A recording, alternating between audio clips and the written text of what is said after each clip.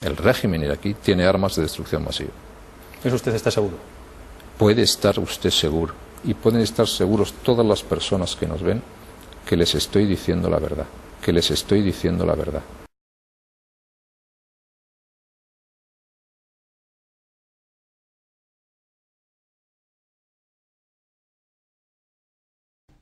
Todo el mundo pensaba que en Irak había armas de destrucción masiva y no había armas de destrucción masiva.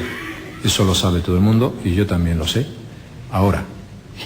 Yo lo sé ahora. Tengo el problema de no haber sido tan listo, de haberlo sabido antes. Pero es que cuando yo no lo sabía...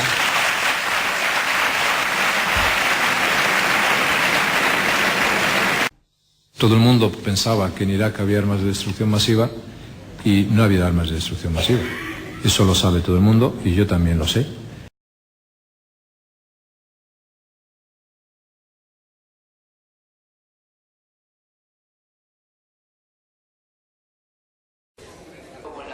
Eso es como esos letreros que uno ve cuando pasa ahora por las autopistas y le dicen, no podemos conducir por ti.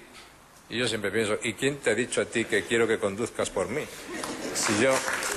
Pues eso es lo mismo. ¿Quién te ha dicho a ti las copas de vino que yo tengo o no tengo que beber, déjame que las beba tranquilo, mientras no ponga en riesgo a nadie ni haga daño a los demás? A mí no me gusta que me digan, no puede usted ir a más de tanta velocidad, no puede usted comer hamburguesas de tanto, no puede usted comer esto, debe usted comer esto, debe usted evitar esto, no debe usted beber esto y además usted le prohíbe beber vino. No, esa no es la cosa.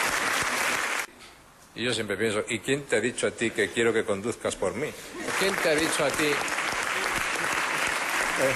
las copas de vino que yo tengo o no tengo que beber, déjame que las beba tranquilo, mientras no ponga en riesgo a nadie ni haga daño a los demás?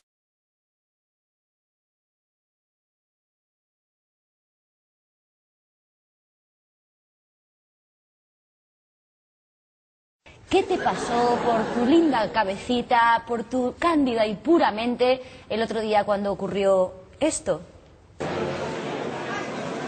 ¿Se inspiró usted en el señor Pastrana cuando dijo el Movimiento de Liberación Nacional Vasco en su época? ¿Esto qué ha hecho de meterme el boli en el escote y yo no sé cómo tomármelo? Marta? ¿Qué se te pasó por la cabeza? ¿Te soy sincera? Por favor. Pues no, mira, mejor no, porque a ver si nos van a cerrar el programa. Prefiero contarte mi segunda opinión. Yo pensé que quería callarme la boca y librarse de mí de un plumazo. Ya, pero es un gesto un tanto raro, ¿no? No, mujer. No, porque a lo mejor esa es una costumbre de su época de presidente, ¿verdad? Le daba por guardar cosas en los escotes. En el de la Tocino guardaba el boli. En el de Esperanza Aguirre el famoso cuaderno azul. ¿Se inspiró usted en el señor Pastrana cuando dijo el Movimiento de Liberación Nacional Vasco en su época? ¿Esto qué ha hecho de meterme el boli en el escote y yo no sé cómo tomármelo?